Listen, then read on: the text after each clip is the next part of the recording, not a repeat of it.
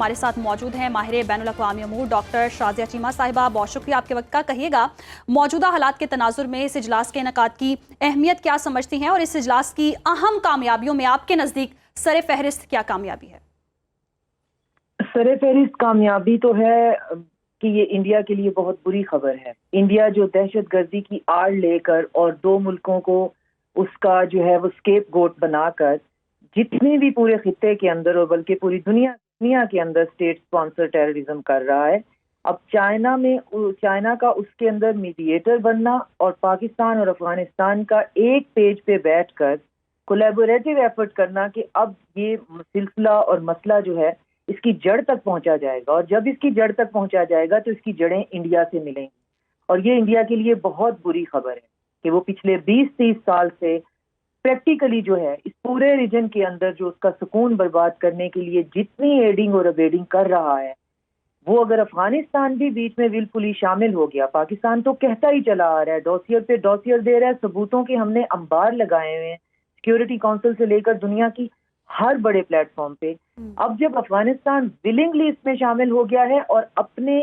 جو اس کا اپنا ذاتی مفاد ہے چائنا کے ساتھ اپنے لوگوں کی فلاح کے لیے، بہتری کے لیے، ان کے مستقبل کے لیے اگر وہ بھی دہشت گردی کا خاتمہ کرنا چاہتا ہے تو یہ انڈیا کے لیے ایک بہت بری خبر ہے، کیونکہ اب یہ جو ایک ٹرائی پارٹائڈ ایک چیز بن جائے گی جس میں پھر جب تین ملک مل کر بتائیں گے کہ آخر اس کے سرے ملتے کہاں سے ہیں، اس کی فنڈنگ ہوتی کہاں سے ہے، یہ فالس فلیگ آپریشن کروانے والا کون ہے، تو وہ سارے کے سارے سرے جو ہے وہ انڈیا کی طرف جائیں گے۔ تو یہ ایک بہت بڑا قدم ہے، اس میں چائنا کی میڈیشن، پھر چائنا کا افغانستان کے اندر کردار، پاکستان کے اندر وہ سی پیک 2 سٹارٹ کر رہے ہیں، تو یہ ساری چیزیں مل کر جو ہیں یہ اس خطے کے اندر بہرحال جو ہے وہ امن کی ضامن بنے گی۔ لیکن ڈاکٹر صاحبہ، افغانستان کے بارے میں کہا جاتا ہے کہ افغانستان کے مستقبل کا فیصلہ اس کے ہمسایہ ممالک کرتے ہیں۔ اگر پاک افغان تعلقات کی بات کر لی جائے تو ان کی بہتری میں افغان مہاجرین کا مسئلہ ہے، پھر بھارت کی مداخلت کا معاملہ ہے، اور دہشت گردوں کی افغانستان میں موجودگی ایک بہت بڑی رکاوٹ ہے۔ کیا پاکستان، افغانستان جو ہیں وہ چین کی مدد سے ان مسائل کے حل پر اتفاق رائے پیدا کر سکتے ہیں آپ کے خیال میں؟ دیکھیں، میری ذاتی رائے جو ہو سکتا ہے کچھ لوگوں کو تھوڑی کڑوی لگے، افغانستان کا صرف ایک ہی مسئلہ ہے، وہ معیشت کا مسئلہ ہے، اور وہ جو کچھ بھی باقی سب کچھ ہے اس کی امبریلا میں آتا ہے۔ اس میں آپ جو ویسٹرن ٹرم ہے رینٹ جہادی کرنے کی، یا ٹیررسٹ پروموٹ کرنے کی، یا ٹیررسٹ فائنینسنگ کرنے کی، یا اس کے لیے خود جو ہے فزیکلی پروویژن دے دینے کی، یہ ساری چیزیں جو ہیں، ذرائع جو ہیں، جو صنعت ہے وہ بری طرح سے اگر کبھی تھی بھی تو تباہ و برباد ہو چکی ہوئی ہے، تو وہ اپنے سروائیول کی جنگ لڑ رہے ہیں۔ اگر چائنا ان کو سپورٹ دے گا اور ان کی اکانومی کو بہتر کر دے گا تو ڈیفینیٹلی کوئی ملک نہیں چاہتا ہے کہ وہ ایک پیرلل اکانومی اس طرح کی چلائے جو کہ اس کے ماتھے پر ایک دھبا بن جائے۔ تو یہ افغانستان کے لیے ایک بہت سنہرا موقع بھی ہے کہ وہ اپنے ہمسایہ ممالک جو ہیں سینٹرل ایشین، ان کے ساتھ بھی تعلقات اچھے کریں، اور ہمارے ساتھ بھی جو ہے وہ گڈ ول کے ساتھ بیٹھے۔ کہتا تو وہ ہمیشہ سے ہے، لیکن گڈ ول کے ساتھ کہے کہ ہاں واقعی وہاں پہ جو سیف ہیونز ہیں وہ پورے خطے کو اب لپیٹ میں لے رہے ہیں، اور اب جو نیو نارمل انڈیا نے بنایا ہے کہ میرا نیو نارمل ہے کہ اگر میں فالس فلیگ آپریشن کراؤں گا، اپنی ہی لاشیں خود بچھاؤں گا، اور اس کے بعد کسی بھی ہمسایہ ملک پہ میں اٹیک کر دوں گا، اس نیو نارمل کو روکنے کے لیے اسی موضوع پر ایک آخری پوائنٹ یہ ڈسکس کرنا چاہیں گے، جیسے کہ چیلنجز بھی بہت ہیں، ابھی اعتماد کا فقدان دیکھ لیں، مہاجرین کا انخلاء دیکھ لیں، اور فتنۃ الہند جو چل رہا ہے اب ان کا یہ معاملہ، اور بھارت کی جو مداخلت چل رہی ہے، کتنے چیلنجز ہوں گے؟ یہ چیلنجز جو ہیں وہ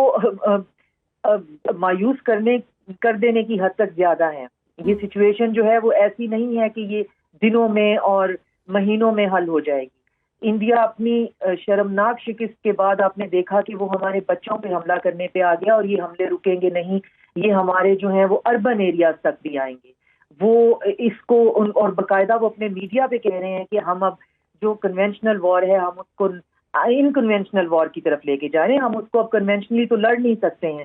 اب افغانستان جب تک اس کو اسٹریٹ اوے نہیں کہے گا کہ نو مین نو، تو تب تک جو ہے وہ اس پر امیدیں لگا کے بیٹھا رہے گا، فنڈنگ کرتا رہے گا، اور اس کو پھر آگے سے اس کی جو ایڈنگ ہے فیسیلیٹیشن ہے وہ افغانستان میں سے ملتی رہے گی. لیکن اگر ڈاکٹر صاحبہ اگر کوئکلی میں آپ سے پوچھ پاؤں یہ two front war feared scenario ہے، اس کے بیک ڈراپ میں یہ جو سہ ملکی اجلاس ہوا ہے اس کی اہمیت کیا ہے؟